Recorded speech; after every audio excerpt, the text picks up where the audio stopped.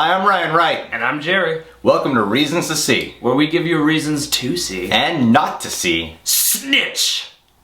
So let's hang out.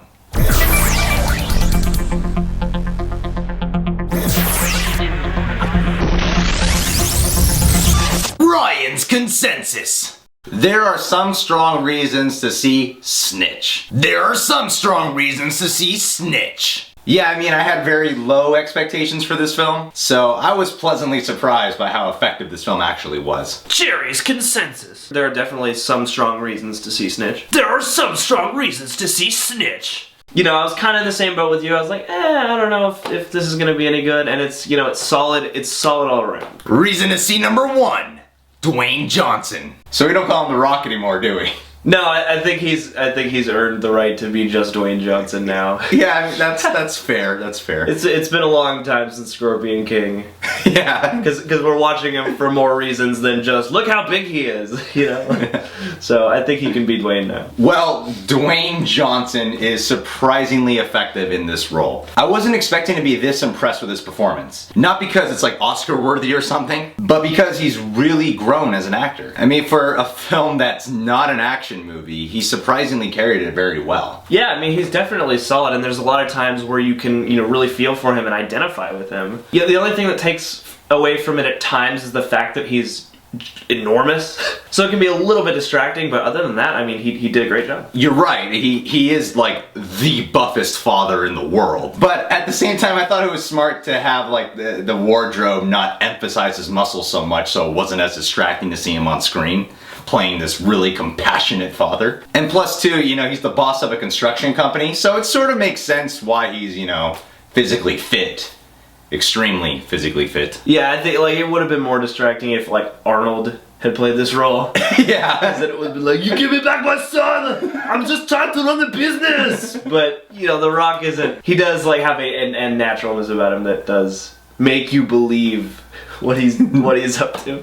He's got a lot of natural charisma anyway, so any of his flat moments aren't ridiculously distracting because he's got that natural charm and he's very earnest. There were moments where I was like, well, that was a bit off. But for the most part, he's pretty solid. Solid as a rock? And those moments where he's a little bit off, they don't pull you out of the movie that much. Look, all I gotta say is, watch The Scorpion King, then watch this movie, and I think you too will be impressed with how much he's grown as an actor. So basically you recommend people watch The Scorpion King? Yeah, watch The Scorpion King, then watch Race to Witch Mountain, and then watch this. It'd be a good Rock triple feature. No, yeah, I mean, Dwayne Johnson, he's definitely improving. Every movie he gets closer and closer to being a really good actor, and he has a lot of solid moments. It's there. He's just gotta keep going. I really respect the fact that he challenged himself with this role. I just hope that audiences are willing to give him a chance as well, because this is not an action flick and it's not a comedy, and we're so used to seeing him in those types of genres that I really hope that people are willing to stretch their imaginations just a little bit. Reason to see number two, Jon Bernthal. I love this actor. I mean, by far, he was the most believable and effective part of this film. For crying out loud, his performance is extremely layered. And you can feel his character's dark history, you can feel the good and the bad in him. I mean, there are those moments where you can really feel the bad in him. But overall, you could just feel everything about him. He just does a fantastic job, bottom line. Yeah, I mean, I think he's my favorite part of this movie overall. I mean, he's really believable and super authentic. You really learn to care for him in a way that's not like ham-fisted or cliched. He brings a lot of dimension to the character. Yeah, you said the word authentic, and you know how much I love that word. You do. Yeah, and he's the most authentic part to this film. One might say your love of the word authentic is very authentic. Yes, authenticity is the key to Jon Bernthal. I mean, it's a real three-dimensional performance. Even though the movie is not in 3D. Yeah, and I hope more people will notice how good of a job he does. Plus, he works very well with Dwayne, not The Rock, Johnson. That's gonna be his new name on credits now, Dwayne, not The Rock Johnson. No, yeah, I mean, some of the scenes with them together are my favorites in the film. They play off each other really well. They have a good tension and a good chemistry with one another, and I really do hope that Jon Bernthal continues to get roles from this, because between The Walking Dead and now this, he is a terrific actor. Reason to see number three, the supporting cast. I love Barry Pepper. Isn't he just so fucking awesome? Always. He's always awesome, no matter what facial hair they put on him. Yeah, I mean, the man consistently delivers. It's one of the smaller roles in the film, but he really brings the character to life. And I mean, even though they don't provide him with like much dialogue or scenes to tell us about his history or about his personal life, it's very apparent that Barry Pepper, you know, prepared all of that already for the role. Because you could just feel it all in his lines of dialogue. Even though he's not talking about his past or anything, it's all very much felt that there's probably some type of trauma. Definitely, and you know, Barry Pepper's one of those guys who I'm always happy to see pop up places, and again, who I hope keeps getting more roles.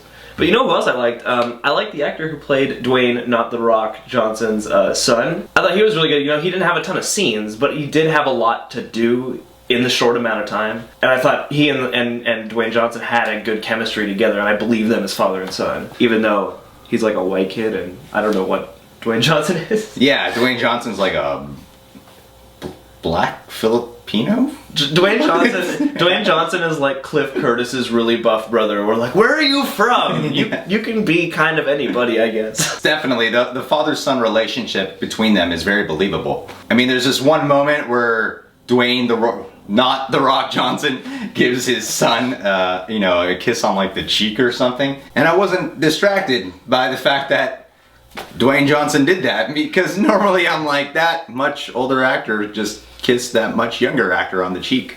But I was like, no, that's father and son. I totally buy it. I mean, but besides the little kiss on the cheek, I'm sure there's a lot more to come from this actor because he does a very good job in the role. It's another very layered performance in this film. You know what? Who I like too is I like what they did with Susan Sarandon. Even though she's a good guy, so to speak, she is still kind of like difficult to deal with. Susan Sarandon's good at playing a bitch. Yeah, a little bit, you know, and I bought her as a federal prosecutor who's like on your side, but only because it benefits her, like that sort of thing. So it's like, you're only good because you're on the right side of the fence. Yeah, she really brings life to the performance. Like, there is a kind of a nasty side to her, but at the same time, the audience really grows to like her. Like, when I was watching the film, people were laughing at a lot of the things she was saying because she has some funny dialogue, and she's likable in the role, even though she's not a very likable person. And it's difficult to make a role likable when the character herself is not that likable. And I like the way that she and Barry Pepper played off each other too, because it brought some more dimension to what was going on, and the sort of clash of their motivations and how The Rock gets caught in the middle of that, I thought was something that actually helped everything to sort of feel a little less cut and dry and a little less like preachy, I guess you would say. You know, it brought a certain grayness to things, which I appreciated. And you know, another person in the supporting cast who's probably featured more in the commercials than in this actual movie is Benjamin Bratt. Yeah, no, he did a good job, even though he is only in it for like a grand total of like 2.5 minutes. Yeah. Even though he's barely in it, there was something that was actually effective about having him in this role. Well, yeah, because he is like, you know, a big presence, so it makes sense to get a guy like Benjamin Bratt to be there and to be that big presence. Yeah, because it's supposed to be like the leader of the drug cartel. Yeah. And he's elusive. I like the actor who played Malik too, the sort of small-time drug dealer. Yeah. You know, I thought he did a really good job. He was really interesting to watch, and those scenes where he's squaring off with The Rock and with John Bernthal. No, he's not The Rock anymore. With Dwayne Johnson and John Bernthal were really good. Yeah, I was surprised by how much this entire cast brought so much depth to this whole movie. Reason to see number 4.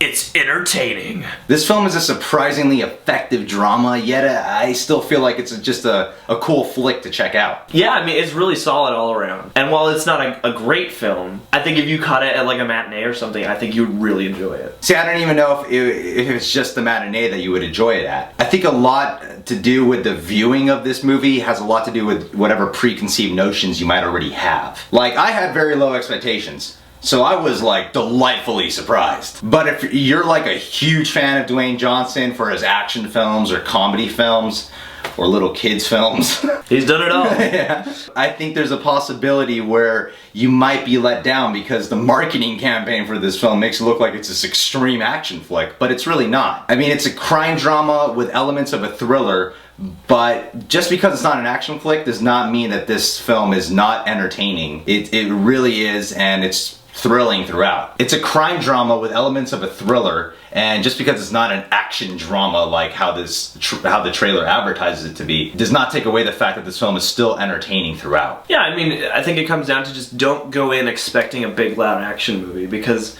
there's more going on than that. You know, it's not about car chases and explosions, you know, it gives you a little more than that to hold on to, and I'm happy I was, like you, I was pleasantly surprised. There's barely any action in this movie, like really close to none in this film. But what's weird about it is there's a lot of films that are bombarded with action but lack substance. A Good Day to Die Hard. Oh, imagine if John McClane was in this movie and he would like have killed all of Mexico. John McClane versus the drug cartel. Yippee-ki-yay, Mother of Guadalupe. But anyway, because this film actually has like a lot of substance to it, even though there's just a little bit of action, those tiny bits of action are surprisingly more effective than a lot of films that are just loaded with action. But yeah, because it goes to show you like what works with any movie works here. You know, it's like you care about the characters and you care about what they're working for. So you don't need tons of action to, you know, distract you because there's characters. You know, a little bit of characterization and some story attention goes a long way, and I think if you can warm up to the fact that there's only like 1.5 action scenes in this movie, you'll really enjoy the ride. It's strange because, you know, even though this film is overall like a very serious film, I still found it to be an entertaining flick, and I don't often say that about films that have this serious of a tone. Yeah, I agree. It's like it's serious. It's more serious than a big dumb action movie, but at the same time, it's not so serious that you won't enjoy yourself while you're watching it. And the, you know, the thrillery aspects keep it, you know, as somewhat of a ride still. Yeah, I agree, because the drug deal world in this movie, it seems authentic and it seems very believable. So when these characters are put in like high stakes situations, it can be scary at times, it can be very intense. So there's an escalating tension going on here, and it works surprisingly well because the world is very believable. I think it's one of the good surprises of 2013, because we've gotten like, already we got on The Last Stand, we got Parker, Bullet to the Head, A Good Day to Die Hard, and Dwayne, not The Rock Johnson, decided to take on a movie, you know, challenge himself to a role that was so opposite from those movies that I hope people aren't going, well, it's just going to be another shitty tough guy movie, because there's a lot to check this movie out for, like not just for the performances but for like the thrills as well. You know, there's also like subtle messages about the drug cartel and America's stand against the war on drugs that I found to be very effective in this piece. Yeah, definitely, because it gives you a look into all the different sides of it without being preachy or without pushing you into, you know, a certain message. Like, I didn't really feel the film had an agenda. You know, it's like The Rock is caught between all these people who have their different agendas, and finally he has to deal with all that bullshit, and then finally just, all he wants is his son. And it's interesting to see all the other things that happen around him while people are trying to work with him. Even the good guys are not totally admirable. So there's a lot of interesting gray area stuff that they play with that I particularly appreciated. So yeah, absolutely. And like the last thing I gotta say about this film is this.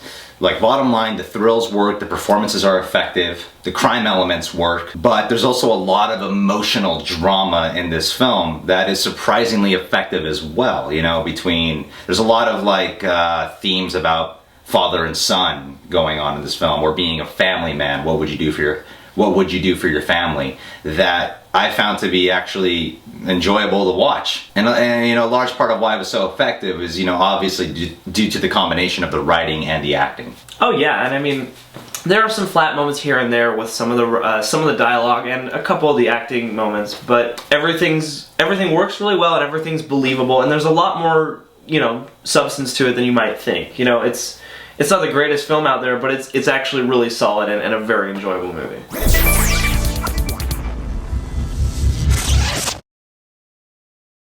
Alright guys, this has been Reasons to See. Thank you guys for checking it out. If you like the video, like the video below.